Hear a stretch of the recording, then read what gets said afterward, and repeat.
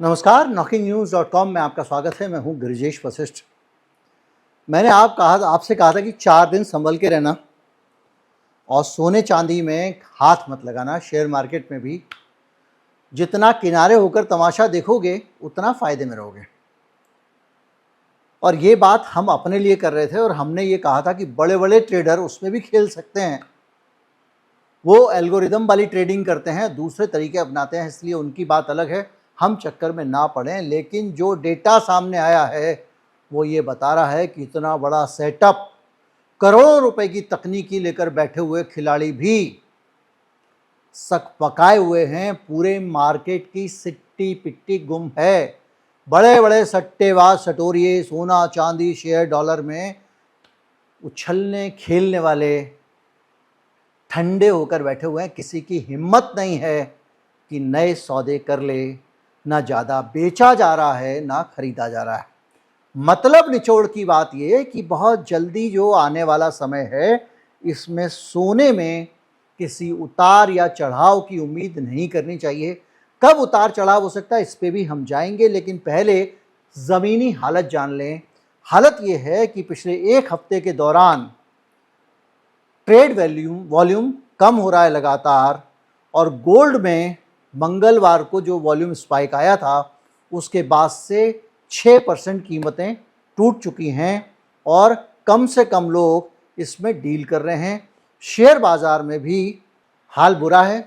Share बाज़ार के आंकड़े थोड़ी अलग तरीके से आते हैं, तो आप देखें वहाँ पर क्लैरिटी ज़्यादा होती है। तो जो ट्रेड वॉल्यूम होता है, मतलब कितने रुपए का कारोबार शेयर बाज़ार में किया गया, तो वहाँ आम दिनों में जो 1.2 से 1.4 अरब शेयर बिकते हैं शेयर बाज़ार में, इस सप्ताह में सिर्फ 68 करोड़ शेयर बिके हैं, जो करीब करीब 40% मान लीजिए।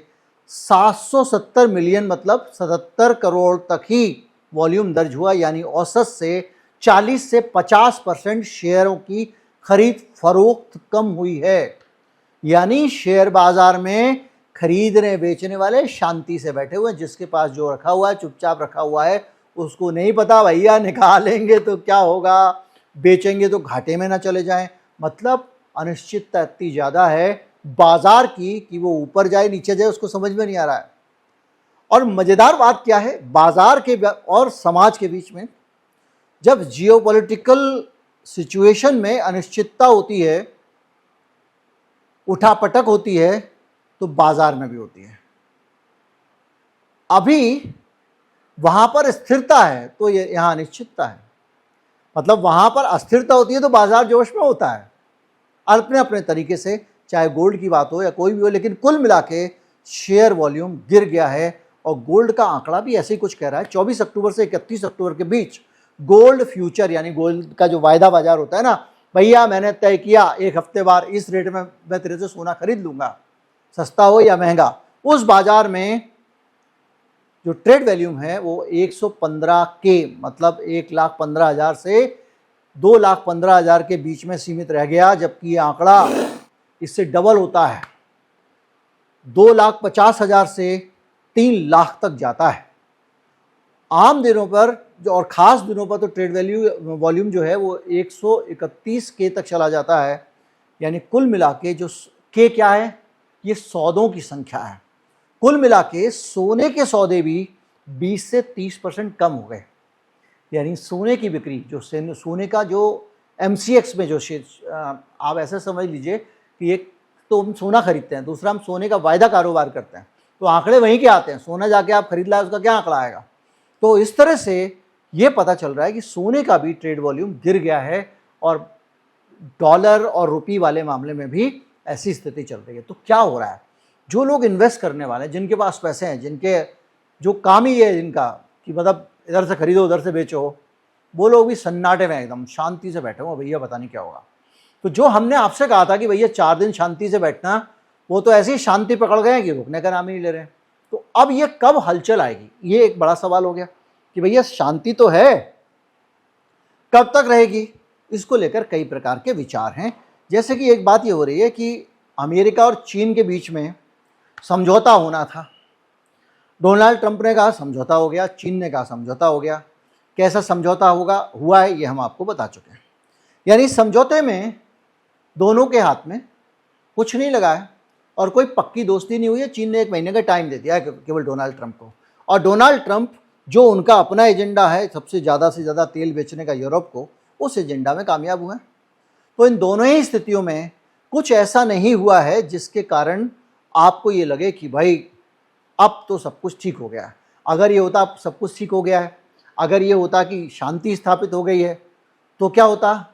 फिर बाजार कहता हाँ अभी हम डॉलर पे जा सकते हैं, अभी हम शेयर में जा सकते हैं, अभी हमको सेफ हेवन नहीं चाहिए। सेफ हेवन क्या होता है? सुरक्षित स्वर्ग क्या होता है? सोना चांदी बुलियन में इन्वेस्टमेंट। तो इस पूरे समझौते के बावजूद इस समझौते को कोई समझौता मान के राजी नहीं है। उनको नहीं लगता कि समझौते से सब कुछ सेटल हो गया, कुछ हो गया, तो ये भी नहीं कर रहे हैं कि सोना बेच दें।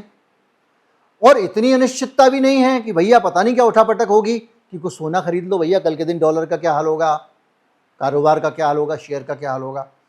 तो ये पूरी सिचुएशन है, इसमें वहाँ पर रुका हुआ है मामला। अमेरिकन फेड की हमने बात की थी, अमेरिका की सरकार ब्याज कम कर देगी तो बाजार में ज़्यादा पैसा आ जाएगा। ब्याज को लेकर फेड ने ब्याज कम किया भी नहीं भी किया, क्योंकि उसने कहा अब दिसंबर में देखा जाएगा। अब दिसंबर तक जब फेड रुपया कम करेगा, माफ़ कीजिए ब्याज कम करेगा, तब जाके ये कुछ सोच सकते हैं। अब आप कहेंगे ब्याज से फ़र्क क्या पड़ता है? भाई ब्याज से फ़र्क ये पड़ता है कि मार्केट में अगर सस्ता ब्याज मिलेगा तो बहुत सारे उद्योग जो हैं वो अपना नए नए प्रोजेक्ट, नई नई चीज़ों के लिए लोन लेना शुरू कर देते हैं। अभी महंगा मिल रहा है तो कौन झंझट में पड़े। गोल्ड में भी इसी तरह का होता है, गोल्ड में इसका उल्टा होता है कि जब आपका कुछ झंझट है तो भैया सोने में पैसा रखो, क्योंकि वहाँ तो ब्याज दर गिर रही है। जब ब्याज दर गिर रही है तो सोना खरीदने में फ़ायदा है, तो सोना खरीद लो। तो वहाँ भी अनिश्चितता है, उसका भी समझ में नहीं आ रहा है। तो कब बदलेगा? एक तो ये कि दिसंबर में अगर दोबारा से अमेरिकन फेड कुछ ऐलान कर देता है, बड़े वाले झटके वाले, एकदम से ब्याज गिरा देता है, कुछ गिरा देता है, तो हलचल दिखेगी। दूसरी हलचल होने वाली है वेनेजुएला को लेके। वेनेजुएला को अमेरिका लगातार टारगेट कर रहा है और कभी भी वेनेजुएला पे वो हमला कर सकता है। वेनेजुएला में वहाँ के नागरिक तैयार है। मैंने वीडियो बना के आपको बताया था कैसे एक महान देश को अमेरिका ने नष्ट किया, और वो देश के नागरिक अमेरिका से लड़ने के लिए जनता तैयार है। मैंने आपको ये भी बताया था कि वियतनाम ने किस तरह से अमेरिका से लड़ाई लड़ी और जीती, और कैसे कुछ थोड़े से समय में 70 के दशक में वो आज़ाद हुआ, उसने अपने देश की गरीबी मिटा दी है। तो वेनेजुएला से अगर ट्रंप का कोई झगड़ा होता है, कोई युद्ध होता है, कुछ होता है, ऐसी स्थिति में एक नई हलचल आएगी, उतार चढ़ाव आएंगे, तो फिर मार्केट में किसी तरह की एक एक्टिविटी दिखाई देगी। दूसरा, अफगानिस्तान और पाकिस्तान के बीच का पंगा। अगर पाकिस्तान अफगानिस्तान में दोबारा युद्ध छिड़ता है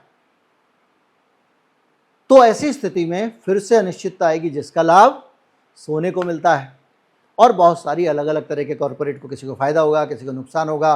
हथियार बेचने वाली कंपनियों के हथियार बिकेंगे अमेरिका के, उनको फ़ायदा हो जाएगा, उनके शेयर चढ़ जाएंगे। उस तरह की गतिविधियाँ वहाँ से हो सकती हैं। और तीसरा, फ़िलिस्तीन में दोबारा से जो शांति आई थी वो शांति भंग होनी शुरू हो गई है। अगर मान लीजिए कुछ ज़्यादा हो जाता, उधर लेबनान के बॉर्डर पे हिजबुल्लाह वाले पे भी कुछ गतिविधियां दिख रही हैं, क्योंकि जैसे ही इसने नेतन्याहू ने इधर गाज़ा से छुटकारा पाया वो उधर निकल पड़ा है। उसका काम ही ये है इधर उधर लड़ते रहो, तो बढ़ेगा फिर फ़र्क पड़ेगा। तो बहरहाल होगा तब होगा ये, लेकिन जब तक नहीं हो रहा है तब तक लोग ये मान रहे हैं कि दिसंबर तक तो ऐसे ही चलेगा। तो सोना यहीं टिकने वाला है, इसके आसपास, ऐसा अनुमान है जानकारों का। बाकी मार्केट में कुछ भी हो सकता है, हम कुछ नहीं जानते हैं। उम्मीद करता हूँ वीडियो आपको अच्छा लगा होगा, ज़्यादा से ज़्यादा लोगों तक पहुँचाएं, चैनल को सब्सक्राइब कर लें। नमस्कार, जय हिंद।